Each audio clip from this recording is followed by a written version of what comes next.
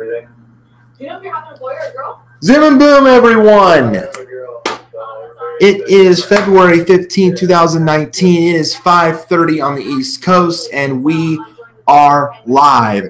Episode number 28 of According to Spiky Dash. Spiky Dash here with you. Lots of topics to discuss. This is a pretty loaded one this time around. It's been a while, of course, since I've done one. Of course, I try to do this every couple of weeks, but sometimes life gets in the way. But still a lot to talk about in this. This one, mainly, again, going to be kind of pony and sports centered. So there's a couple things I want to talk about pony-wise, and then a couple of sports things, really, that will be the main focus of today's episode. With that being said, here's kind of a brief rundown of what you'll expect. I will lead off with a great thing that happened for me heading into the convention season, at least for me. I only go to one really a year. You guys know that, going to Windy City, and I got kind of a nice thing that to make something special happen. So I'll talk about that a little bit. I'll talk about my take on what happened at HarmonyCon. I don't know if you guys have seen the story of what happened, but I will kind of share my brief thoughts on that and maybe what I thought of for the convention moving forward, how to respond from that after what happened there. I'll share my thoughts on a couple of the recent soapboxes from Equestria Daily. As you guys know, maybe you do, maybe you don't, I tend to read the community soapbox posts on Equestria Daily every time they're posted, and there's been some really good ones lately. So I just want to kind of share those and maybe share my thoughts on some of the people's thoughts in the fandom as well. It's amazing to me how much the fandom really finds to talk about during the hiatus. I think that's really cool that there's still a lot going on during that. And then sports-wise, I will talk about, I'll kind of give a little bit of a recrap, if you will, of the Super Bowl. I'm sure you guys saw the stream. And again, I want to say again to that, thank you for all who viewed it. I've gotten about, I think, 60 views all told on that between first half and second half. So thank you for those of you who tuned into that as well. I appreciate all those views. And then finally, I'll just end with my thoughts on one of the ugliest third jerseys in the NHL I've ever seen, and it hurts my heart. That is one of the teams that I follow. As you follow me on Twitter, I'm sure you have seen my thoughts on that, and yeah, I'm not fond of it. So let's talk first about Windy City. Let's talk about it is not too far out, guys. It is coming. It'll be here probably before we even know it. Let's see. It kicks off, I think, the 5th of April, if I'm not mistaken. We'll be going down on the 4th for that. As we do, we always go down a day early to get settled in and everything. Make sure we're all set and everything. So that's what today's the 15th. So 1349. Yeah, 1349. 54 days away. Whew. It's going to be here before we know it. So really, really excited about that. But I was, for a time, I was really kind of worried that, that I wasn't going to be fully able to. I had already gotten my sponsorship toward the end of 2018. I had already made that happen because of a lot of different things. Money I had left over from my trip to the casino in December. We usually go on Christmas Day. Paycheck money and back rent money. I was able to get my sponsorship locked up fairly early in the process. But I was really starting to wonder if I was going to be able to like fully foot the bill for Nate and Sarah's sponsorships, and it was really starting to irk me, and worry me, and put a big burden of pressure on my shoulders. So toward the end of January, I decided to start a GoFundMe, and I made mention of that in the last ATSD, and I started that with the intention of trying to raise as much as I could to maybe help offset some of the costs for Nate and Sarah's sponsorship badges. And I was just, I'd spread the word on Facebook and on Twitter and through the stream and everything like that. And I had hoped to at least, get something out of it. Well, a week went by and there was nothing. So that left me really disheartened. And I was just hoping, at that point, I was just like, I was hoping for a miracle, like genuinely, like I was praying for a miracle. I was hoping for a miracle. I was just hoping for any possible, outcome to come about that would help that out. Well, sure enough, first week of February 6th, to be exact, is my payday, is payday from work. And I always seem to forget that the first week of February is the start of the Walmart fiscal year, and during that paycheck, you not only get your regular paycheck, but you get your unused paid time off on top of that. So I had forgotten about that, and I looked over my paycheck, and I'm like, whoa, okay, huge, because I was worried that I was going to be able to use my credit card to pay for some of this, and I hate doing that, even because I'm still trying to pay off a balance right now on it, most of that from booking the hotel. So I'm still working on that. But I saw that and I'm like, oh my gosh, okay, I'm maybe not gonna have to use my credit card after all. I can get this done and make this happen. So that's why I use the hashtag miracles can happen for a while on my Twitter handle, because I'm thinking, oh my gosh, thank you, God. This is a miracle. This is truly unbelievable. But then not only that, I then go to check my bank account the same night as I'm about ready to, purchase the badges. I check, I'm thinking, okay, I check my account. And I look in there, and there's two things from Walmart. And I'm thinking, okay, that's odd. Why would there be two things? So one is my original paycheck amount, and then there's like another like $1,100 on top of that. And I'm like, did I get like a massive bonus I wasn't told about or something? Like I'm staring at my screen going, like legit, like a shocked face. Like that was my legit reaction. And I'm pretty sure I said holy bleep, but I didn't say bleep. But I'm just like, oh my gosh, this is a miracle from God. Like I was like legit, like I'm thinking it's a miracle. So at that point, I paid my house payment off for the month, and I then moved some money over to my main account. And I got their badges taken care of, and I'm thinking, oh, this is perfect. It's finally done. Everything we need for Winnie City is done, except to have like some cash on hand for during the convention, like for food and vendor hall and what have you. We'll get that in probably the next month or so to come. But I'm like, yes, everything is finally done. We're ready for Winnie City. Everything in that regard is done, and I was so thrilled with that. As it turned out, I also thank God that I didn't try to make a credit card payment and try to pay it off on the very next day, because then as I check it again to do that the next day, sure enough, that little second thing that was there, yeah, it was gone. So I'm like, okay, it got reversed. What could have possibly happened? Well, I asked about it, and sure enough, it wasn't a bonus I wasn't told about, unbeknownst to me.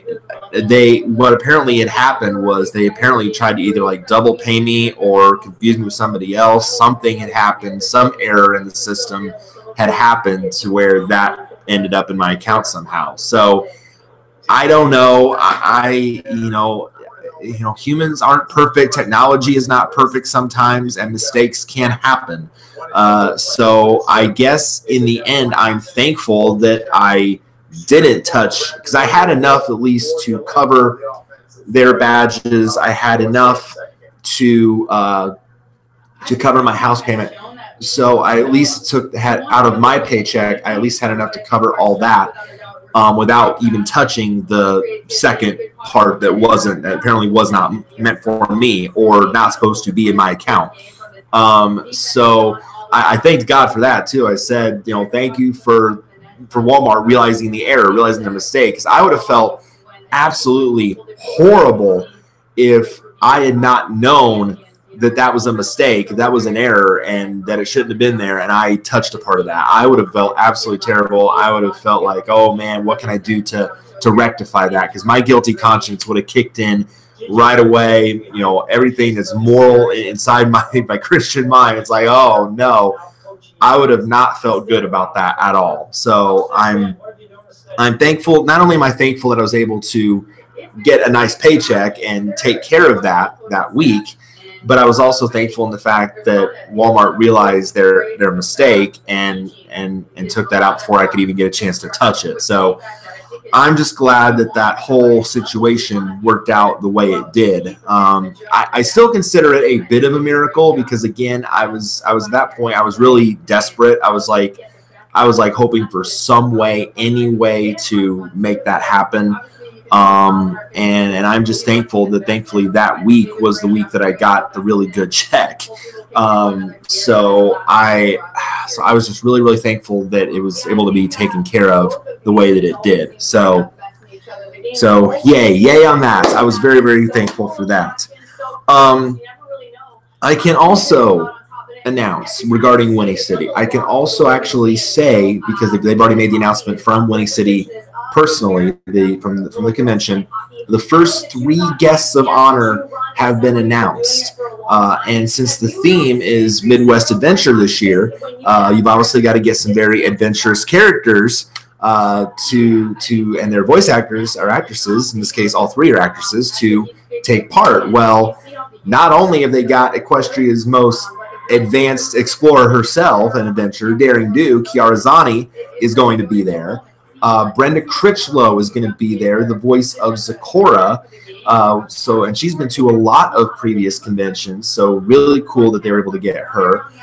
And Mary Kendricks, who voices Gilda the Griffin. So very, very cool that they're able to get those 3 locked up and announced. And I'm sure there will be more to come. Hopefully next month there'll be some more announcements coming very, very soon. I'm still, here's the thing. Like, I don't want to say those are great on their own. Don't get me wrong. I think Brenda's obviously a big name. I don't really see though the other 2 as really big names compared to the guest of honor list that Winnie City's had in the past. I kind of see those as bigger names. So I don't want to say I don't want to sound like I'm poo-pooing it and saying, oh, what a bad list. No, I'm not saying that at all. I'm just saying it's not comparable to the others that have been in the past couple years that we have gone to Winnie City. So I'm hoping maybe they're saving the bigger names for last. I'm hoping, eventually, because so far none of the 6 that I put out there have been chosen. I see those 3 and I'm like, okay, none of those 3 were on my list, and I know. And they do take into consideration, they do take into account people that have been to the con in past years, so they give those a little more weight. But so far, nobody who's on my list has been chosen. So I'm hoping eventually maybe that'll happen. I don't know. We'll see in the coming weeks what is to come. So I'm excited regardless. I always am. I can't wait to see. And hopefully also soon, I will know, well, Nate and I will both know, we both sent panel applications in. So hopefully we'll know soon whether or not we got our panel applications, whether or not we're going to be doing our panels this year. So we should know that because the deadline was yesterday to submit panel apps. So I'm sure they're just now going through the selection process. So I will be eagerly checking my email on a daily basis to see if I got my panel approved. So stay tuned for that as well. If you see a big caps lock, maybe enunciation on Twitter that I got my panel approved, you'll know why. So there you go. All right, so that's it for Winning City for now. Speaking, though, of conventions, let's talk about the first con of the convention season for 2019. Let's talk about HarmonyCon. It should be on, and I might not be able to pull it up on the mobile version. See, I hate that I can't. The super suction locking mechanism means you can put it on any smooth surface place. Lock it onto any mirror, table, or desk, even on a window. The secret is Flexible Mirror's super strong articulating arm that's attached with an ingenious ball and socket. See, it still loads the mobile site, even though I don't want it on mobile. How do I? Because I want to view it on Equestria Daily, but I don't want the mobile site. I want to view like the desktop version. And we can do free shipping on your entire order. Here's how to order. To order, call 1-800-678-1198. That's 1-800-678-1198, or order online at tryflexiblemirror.com.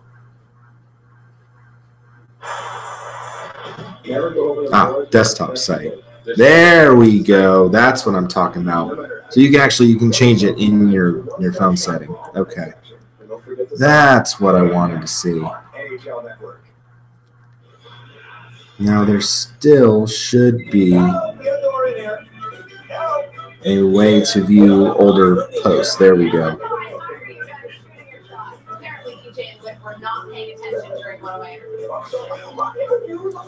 Because I know there is a story about what happened on EQD. Or if not, I could also pull it up on Horse News, I think.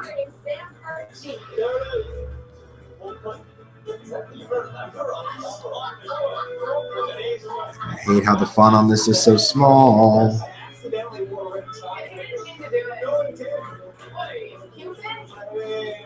There we go. I'm just going to make it bigger on here. I feel like you would have told me to do that.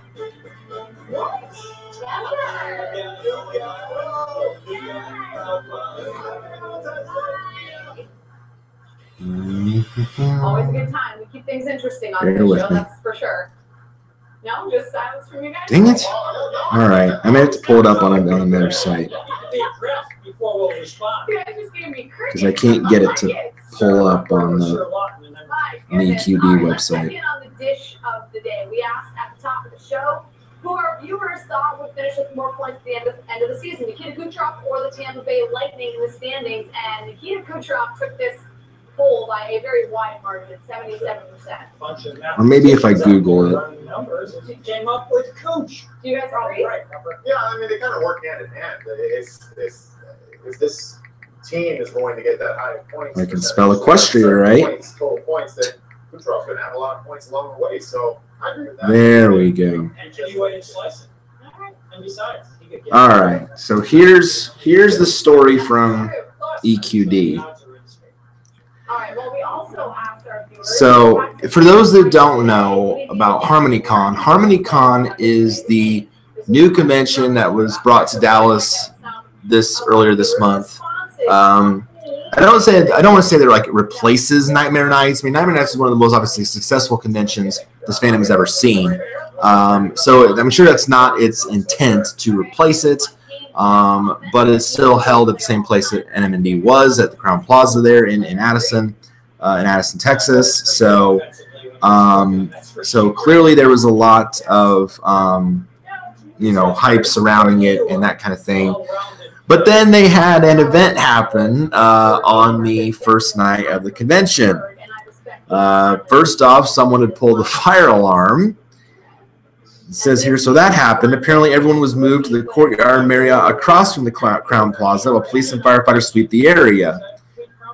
And then there was the update from WBAP 24/7 News reporters. There was an alleged bomb and hostage threat, and the SWAT team was called to the scene. Fire alarms to evacuate everyone. No confirmation the threat is actually real, and no injuries reported yet. So as it turned out, it was what was called a swatting. Now, people, of course, have also been killed and injured by swatters. It is not a cool tactic to use. But thankfully, here's the good thing about all this. This is what I admire about our fandom, though. They were ushered over to the Marriott while this was going on for about a good hour and a half. The Marriott people were able to, take everybody in, and hunker them down in the meantime. I think catered to them.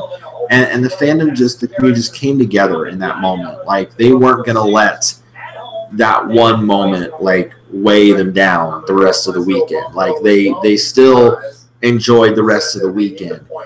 So that for that, I admire everyone who attended this weekend. They raised a good amount of money for charity. So they still were able to accomplish a lot this weekend. The only thing I worry about is, of course, this was the convention's first year, and for something like this to happen in the first year of the convention, it kind of, I don't want to use a black mark, but it kind of is.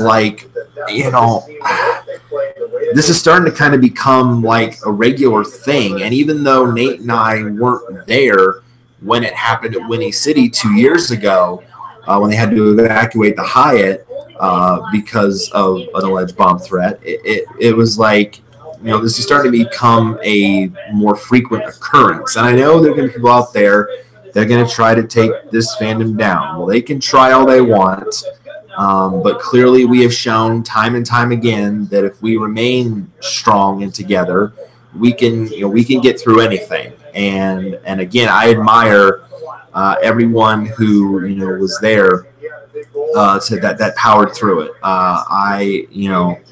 That had to have been. I read that it was 36-degree weather in Addison at the time this happened. So you're standing outside in 36-degree weather while this is going on. You have no idea what is going on. You don't know why it's happening.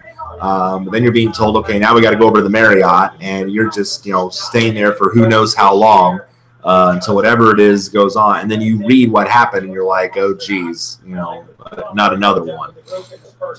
But I just hope this doesn't become a regular thing, like a continuous thing. That's really the only thing I'm hoping for, and I also don't hope that it doesn't affect HarmonyCon going forward. I want, obviously I want every convention to be successful for as long as they possibly can. That's my aim. Certainly Winnie City, BabsCon, Everfree. These are now the big boys. With BronyCon ending this year, these other big name running cons are going to be now the forefront. Winnie, Babs, Everfree. I would probably include Ciderfest in this. Those now are probably going to be the big four, because they're now going to be at kind of the veterans now of this group. And I'm hoping that HarmonyCon can eventually become part of that group and move forward from this and still be a successful convention going forward. But it's always kind of tricky, because some people who attended may have the perspective oh, gee, is that going to happen at every HarmonyCon that I attend? Is that going to happen, anywhere else? Is that going to, is this going to become a recurring problem? People can really have some harsh judgments in their minds when something like that happens. They really, and it's like my panel idea with perspectives. You get a perspective ingrained in your mind, and unless there's a big reason to change it, it's hard to change. And so I don't want to say I have a fear that people are going to avoid HarmonyCon in the future because of this one event. My hope is that they see how the fandom responded to it, how the community responded to what happened, that coming together, that looking out for each other in that moment, that standing strong, standing united, saying we're not going to be broken or shaken by this, and how they pressed on throughout the weekend. That's how I want those with that perspective to see it. I don't want them to think, don't let this one moment, first off, in the moment it was said, don't let this one moment ruin the rest of your weekend. When it happened, when we heard that it happened at Winnie City, we're thinking, oh crap, it happened. Now I wonder if they're going to have extra security throughout the weekend, which they did, and that was great for us and made us feel safer. And we just continue to enjoy the rest of the convention, and nothing else happened. So know that they are taking this stuff seriously. Know that they are doing what they are trained to do, knowing that while people will try crazy things to take the fandom down, if you respond to it the right way, with the right perspective, with the right approach, others see that. Other people see that. And then they get a thought in their mind that says, wow, this group is strong. They're not going to let this one moment, mess up their weekend. They're not going to let it taint what is going on. They're not going to let it ruin the joy and the love and the passion they have in their hearts. They're not going to let that take them down. So again, I admire this. I'm always admired by moments that this fandom has, but I'm certainly, for the people in Dallas, the people who went to HarmonyCon, that were strong in that moment. I admire you all for that. So very, very, very much amazing to everyone. And I can only hope that going forward, that HarmonyCon will remain a strong part of this fandom, that it will go on for at least a few more years. The first 3 years of the convention, I think, are always the most telling, like if it has serious staying power. And I'm hoping that is the case with HarmonyCon as well. So, and we're going to find out, with some other conventions coming in down the line, with the new one coming to Phoenix, with the new one coming over to, I believe, there's another one I can't think of right now. The new one in Maryland is Equestria Fest. So there'll be a couple new ones that we'll see how much of an impact they're going to have in this fandom going forward. So we'll just have to wait and see what happens. But for now, I'm hoping here that HarmonyCon can survive this experience, can build from it, can continue, to be strong in that area, and just push forward. That's really all I can hope for them. And I'm hoping this won't be a major black mark on it for the years to come. So that is the big story from that.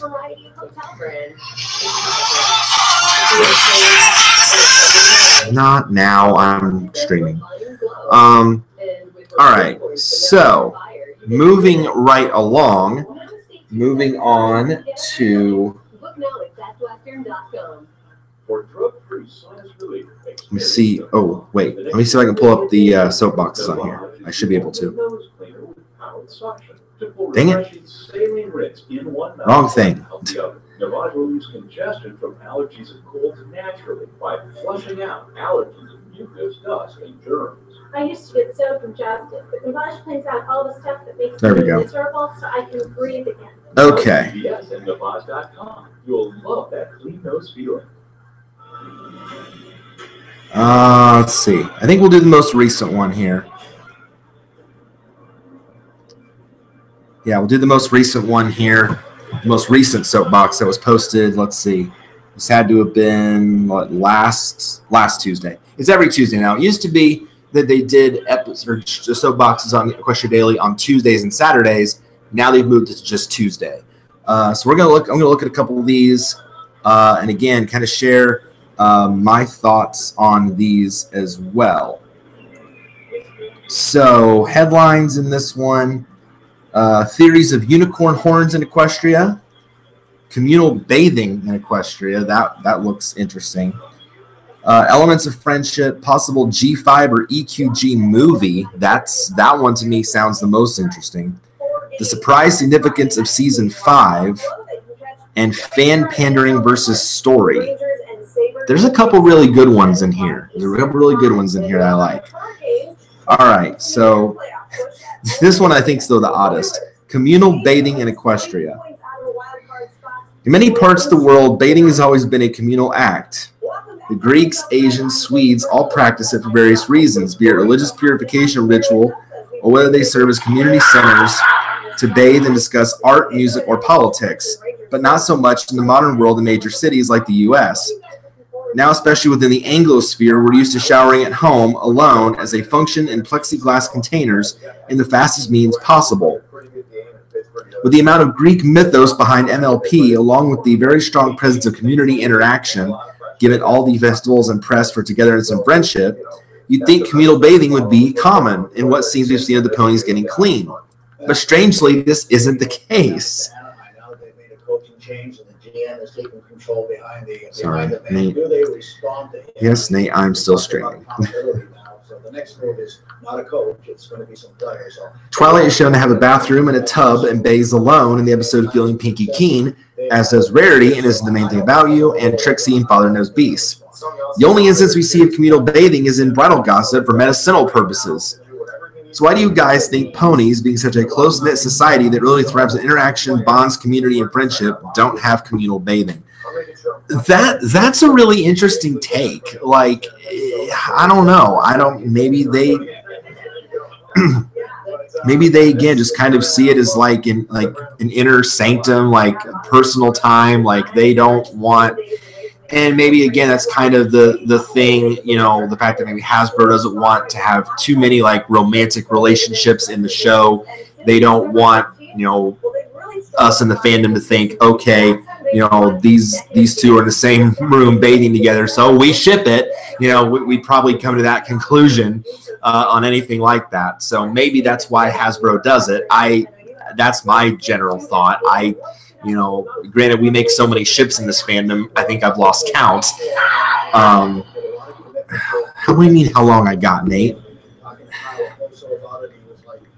I don't know.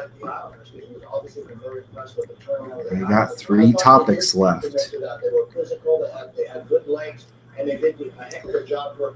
Why are you putting me on a time crunch?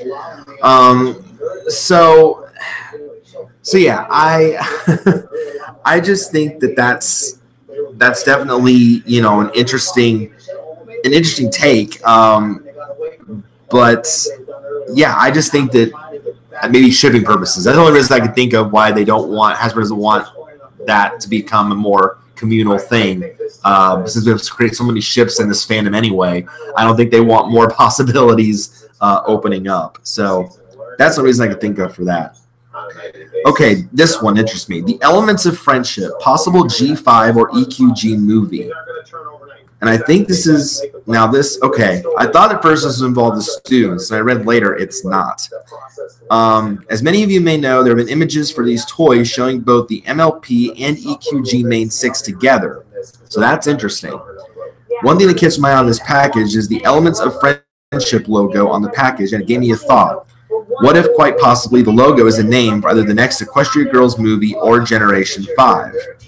Now, the idea for it to be G5 does sound highly unlikely, but but I'd be surprised if G5 turned out to be a crossover series between FIM and EQG, where both worlds unite, with humans, ponies, and other creatures coexisting and have to adjust this new world together. Honestly, I like this idea, but again, it seems unlikely to happen. However, even though this idea may not happen, the possibility of being the name of a 5th EQG movie seems quite legitimate, as the title itself represents the worlds of the elements, meaning it's not just the main 6, but also the humane 6, finally teaming together as humans and ponies. Plus, given the package, it could also be a hint or clue of what may come. But this is all speculation on my part. What are your guys' thoughts on this theory? Yes, I agree. I mean, it's certainly a possibility. I mean, it's certainly, potentially, to be thrown out there. I don't know if I wanted to go bowling with this tonight. Well, it's huge. Now? I don't think you can come home for 7 games and just be 500. And that's what they would be if they lose to the New York Rangers tonight. They would only have 7 points. A victory would give them 4-2-1. They would then have 9 points, give them some confidence as they head to New Jersey, Florida, and Tampa for a 3-game road trip. So I think it's very, very important for this team to be able to win the game, get their 9 points. Now, you were just talking about last year, that victory over the Islanders the other night puts them 1 point ahead of last year's point total already, and we're in the middle of February. But they want to stay in this playoff race, and I think that's what makes tonight very important. But anyway, so yeah, it's speculation. What are your guys' thoughts? So, I mean, yeah, it certainly could be a possibility. I hope it's not Gen 5, because here's the thing. I've never been a big fan of the Equestria Girls series. I liked the movies originally, but ever since they did the series, it's like I'm not a big fan of that. I don't want much stuff from EQG to become canon, except the one exception is Sunset Shimmer. I want to see her as a pony in Equestria, and I have not seen it, and it's like, and I don't know if it's ever going to happen, but I want to see it either in Season 9 or in Gen 5. I want to see it happen, darn it. And I keep seeing screenshots of it, and it's clearly all Photoshop because it clearly hasn't happened yet. So I don't know when it's going to happen, but I keep wanting to see it, and it doesn't happen. So, who knows? Now if it's a movie, I think it'd be better off as a movie than as a part of, say, Gen 5 or what have you. I think it'd be better as just a separate EQG movie. I don't want it in Gen 5. I don't want any part of EQG going into Gen 5. I think if there's going to be a Gen 5, I think it's got to be something entirely new. Now, not too new, because like the leaks that have been posted, I don't want that to be true. But just not involving EQG. I think that needs to stay separate the way it is. I don't want that to fully cross over. Excuse me. Fan pandering versus story. So how much of a fan are you to Derpy? I know a lot of people in the fandom like Derpy. I find her okay. I'm not like a huge fan of a huge massive fan. She's okay, but I'm not a big fan. I'm going to be blasphemous and say that even though she's cute and doesn't bother me, I don't see the big appeal of her. Crossed eyes, big whoop. This clearly is not a fan. I liked her better as a Where's Waldo type of character because it gives us nice activity while watching the episode, and you feel a sort of achievement when you find her. But this post isn't really about Derpy. It's about the difference between what's best for the story and just giving the fans what they want to see. The show's been mostly like this lately, merchandising and fan pandering. I don't have anything against that, though, but when it starts being used out of controllably, it makes you wonder if the writers are just getting their ideas through fan pandering. Characters like Maud and Trixie stick around out of popular demand, but we never see characters like Babs and Little Strongheart because they're not popular enough. Then we get all these T-ships like Rare Jack because they're popular shipping choice, and then the story is thought of second. And Spike's crush on Rarity is still around because a lot of people really want them to end up together instead of him moving on, which is the more story-driven approach. Not just because I want to see it, but it's a better story-driven choice and moral-driven choice too. Then we have Vinyl Scratch and Octavia as roommates, and Derpy as a post-pony only because the fandom made him that way. This is why I'm hoping episode 200 isn't just an uber fan-pandering episode like episode 100 was. Story first. That's what makes a great show. I can't blame that take there. I can't blame that. I agree in that sense that, you know, the story should be the main focus. Like, I mean, you can pander to the fans in some way, but don't I guess maybe fully poke the fandom, if you know what I mean. Hello, fame and misfortune. Don't fully poke it. You know, yes, Slice of Life was a great episode, but I agree in the fact that maybe it was a little too much pandering to the fans in that. You know, you want the focus to be on the story itself. So I can understand that perspective.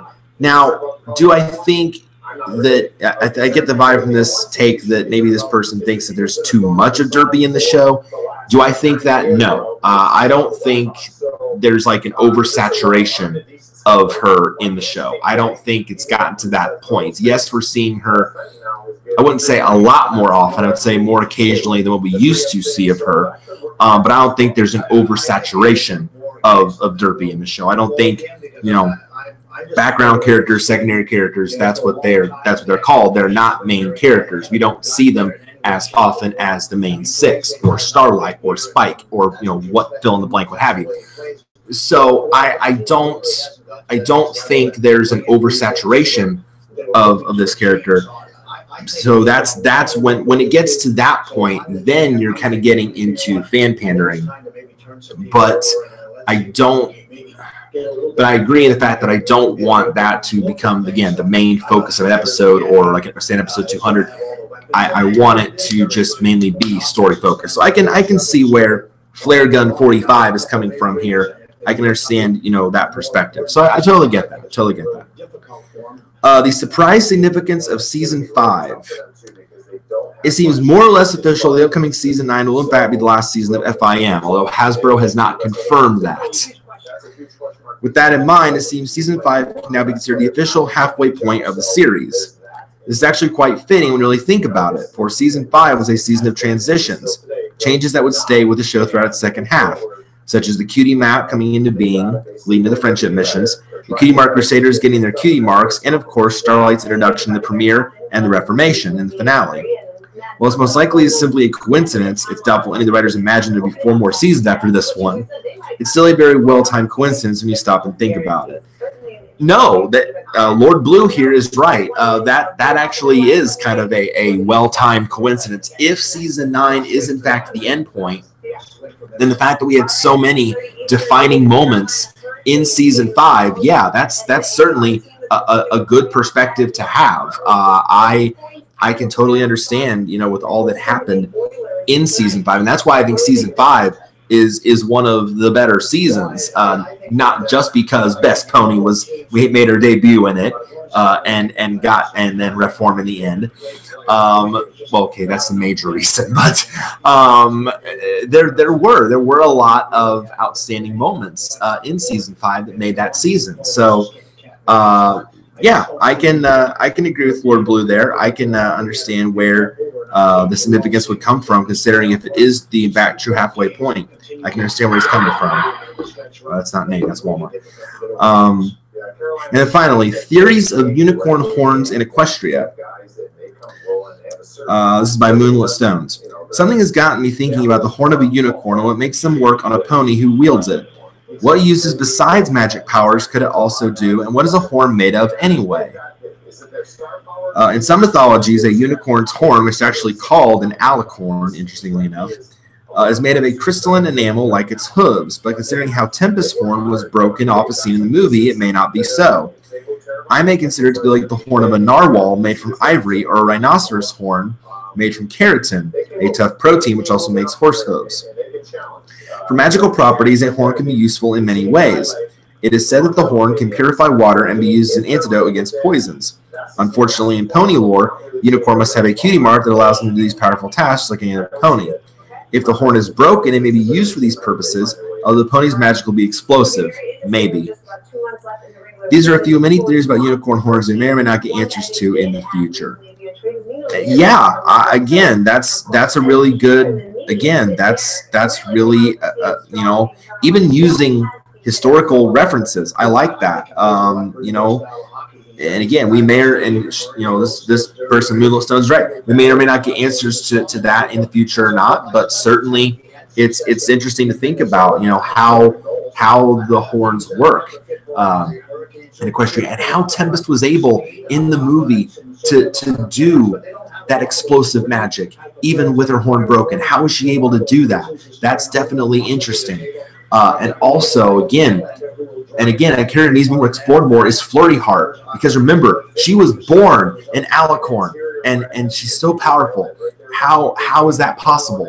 There's a lot in terms of horn magic that we can think about. You know, why was Trixie not so good from the start? You know, there's so many different questions about the horns in Equestria. You know, how are some more powerful than others and some aren't? You know, how does that happen when you would think all the magic in Equestria is kind of on equal footing? Like, how is it so imbalanced? You know, that's interesting. That really opens up a Pandora's box of questions, if you will. So good on you, Moonlit Stones. That's a good take.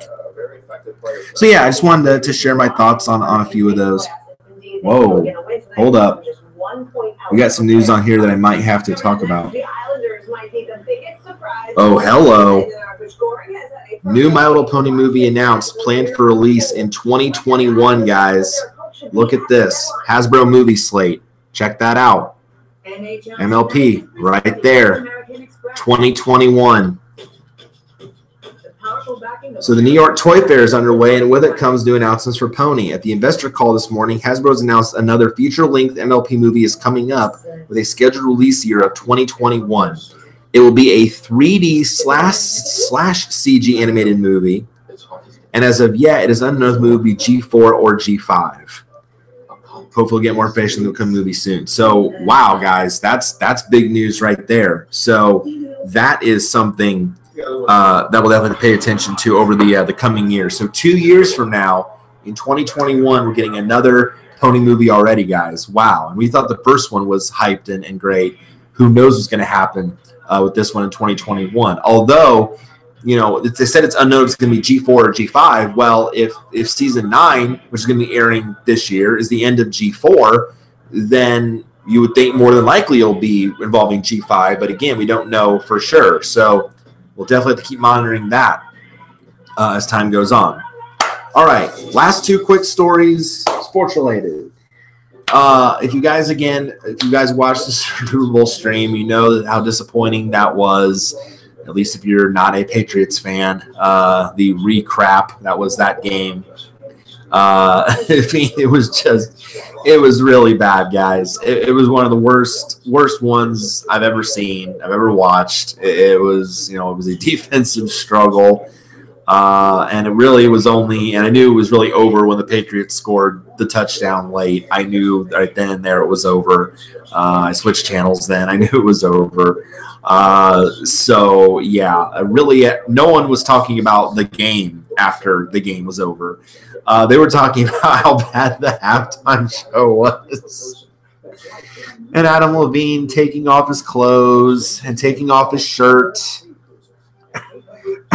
And then all of Twitter saying, oh, somewhere Janet Jackson must be furious because if she can expose a boob and everyone freaks out, why can't Adam Levine show his man nipples and no one freaks out? You know, it was terrible. Maroon 5 sounds absolutely horrible live. Travis Scott did nothing to add to the proceedings, nor did Big Boy. And actually, for us, it cut out toward the end anyway, so we didn't even get to see it all. Maybe that was a good thing. It was bad. The whole thing was bad. I mean, I knew the only way that the Rams would even have a chance is if they got the offense going. They never did. They never got in an offensive rhythm at all. So yeah, it was definitely a very disheartening performance from the Rams. And what can you say? The Patriots they're just so good, and they're going to be good as long as Brady plays, as long as Belichick is still the coach. They are going to be a contender every single year. Let's not kid ourselves. I mean, they're going to be right in the thick of it. And we need to stop this talk with the dynasty dying and it's over and all this nonsense that we come up with when we think the team is struggling. Clearly, they're not. They're clearly okay. And as Tom Brady chanted, we're still here. Well, they are. And now they're tied now for the most Super Bowl wins of all time with the Steelers. Tom Brady has more rings than any player ever in the history of the NFL with 6. Yeah, they are the real deal. And as painful as it is, I got to give them kudos. I got to give them credit for their run. They completely decimated the Chargers again. They won a great shootout against Kansas City, pulled it out in overtime, and then got the job done against the Rams and eliminated their offensive threats, plural. Completely just shut down their high-powered offense. So congrats. As painful as it is for me to say, they got the job done. So good on them. All right, and finally, and this one, this hurts me the most to talk about. This hurts me the most. The NHL this year allowed teams to bring back their third jerseys. This was the first year of Adidas sponsoring the new jerseys, the new look for the NHL. Second year. And they didn't allow them to have the alternates in their first year because they were just doing the home and the away to get acclimated to the new apparel. Well, now this year, they allowed teams to do third jerseys, and there were some that looked absolutely outstanding, and there were others that were not so great. And recently, one of my favorite teams unveiled their third jersey, and I've tweeted about this multiple times, but I'm going to say it now as I show you it. If you have not seen it already, I'm sure you have. If you are a hockey fan, Tampa Bay Lightning, I love you to death. I do. I love you to death. But what you put out for this season, seriously, this team gives themselves a chance to win every night. This is the most lazy, boring piece of trash that could ever be put out. I'm sick and tired of seeing NHL teams take a page out of the All-Star Game card and go with boring black, boring gray, boring silver. Stop. For gosh sakes. Give us some creativity. Give us some freaking color. But no, instead they have to go with plain black, plain gray, and they're going with the hashtag disrupt the night. Disrupt the night? How about bring back the light? Your name's the Lightning, for gosh sake. What am I supposed to call you, the Nightning now? I don't know. I mean, this is I can't explain for the life of me just how awful this is. I mean, this, and then one of their PR guys, I forget who it was, one of their PR people comes out and says, "Oh, we made this jersey mainly for the kids. We made it for fans under the age of 25. Oh, really? Really? Well, considering the price tag of these jerseys, Tampa Bay Lightning, do you think that the majority of those kids under age 25 are going to be able to buy your product if that's who you're marketing to? Do you think they're going to have that kind of funding?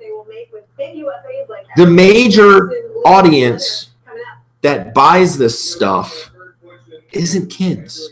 Unless they have really good jobs, it's adults. That's the majority of your fan base. Not people under the age of 25. And then the guy has the gall to say, well, if you don't like them, we have a blue and a white one. Well, that's what I own, and that's what I'm going to keep And you're not going to see me order any one of those horrible jerseys anytime soon. Not this guy. Who has two thumbs and is not going to order that terrible jersey? This guy.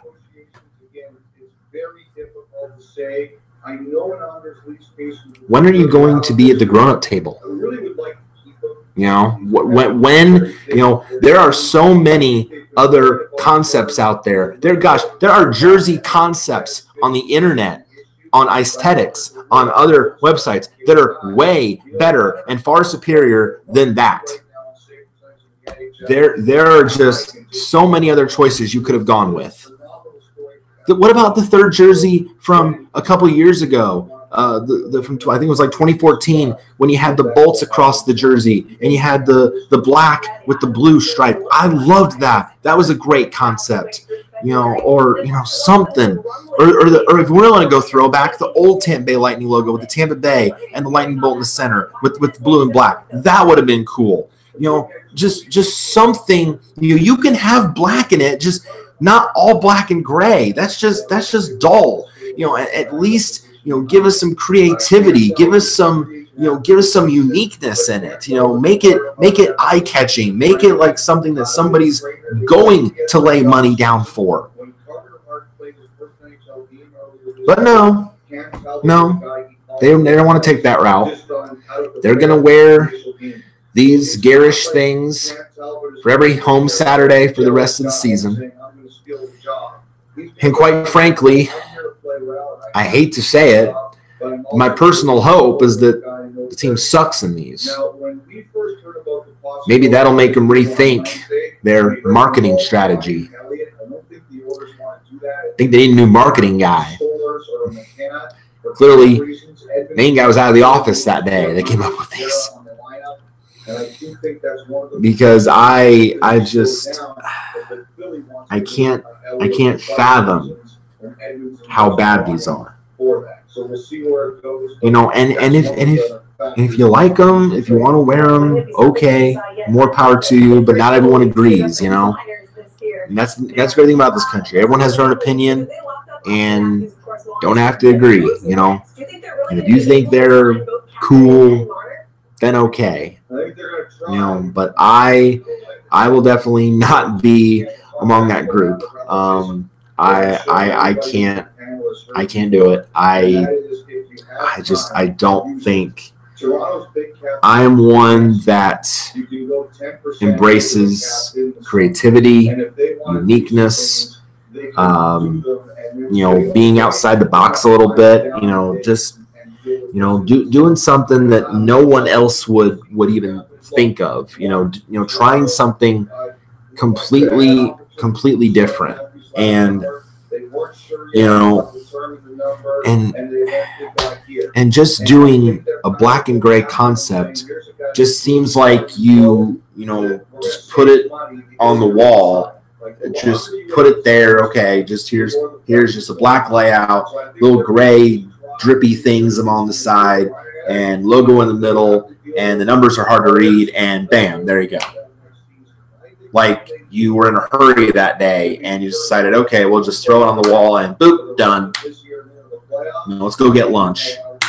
You know, that to me is what this is like. You know, that's how I perceive this. You know, it's so I don't know. I hate to root against the Lightning considering they're doing so well this year. Like if they're like tops of the NHL. If they don't win the cup this year, it'll be like a stunner. It'll be a shocker. It'll be a disappointment. But to me, these jerseys, like they don't reflect what a Stanley Cup contender should look like. Like they don't exhibit that. They don't jump off the page. Like, you know, people look at those and go, this is a Stanley Cup contender looking team. Like, really? Like that's the way I view it. Even though I'm a Lightning fan, I tell like it is. You guys know this. I'm a straight shooter, I don't sugarcoat. And when I saw that that was the official third jerseys, all I thought to myself was, no, no, no. Why? Why did they do that? No. Like, I was just so disheartened. And I can only hope that maybe they'll have a better option next year. You know, maybe they'll come up with something different. Maybe. It's wishful thinking, maybe. But we'll see. You know, I hope these don't last. Like, I hope these, like, totally flop. Because that's what they look like. They look like a total flop with no effort put into whatsoever. And so I'm hoping for better. I think, you know, if the fans, you know, teams usually listen to their fans. If they ask for like a survey or feedback on these, oh, believe me, I'm gonna be pretty negative. So if they do that, I will definitely share my thoughts as clean as I can, not saying any dirty words or trying not to. Being as PG as possible.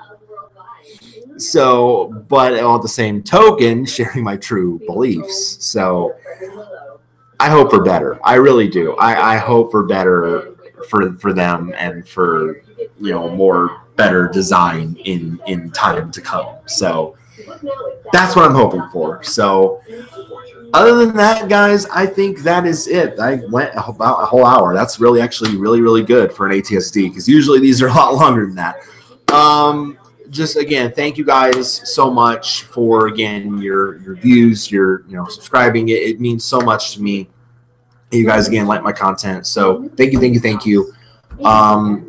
What's next? Hopefully more Alliance streams to come about AAF. We got week 2 this weekend, so stay tuned for that. TTM, again, here in about 2 weeks, we'll do another Tracking the Madness bracket. Probably target date the 26th. So that's what I have marked down right now, so keep that date in mind. As for ATSD, maybe Thursday night the 28th, maybe. Just a tentative date for now for episode 29, but tentative date is the 28th of February for now. For that. So until the next stream, this is Spiky Dash saying God bless, good night, and have a great rest of your Friday evening. Take care.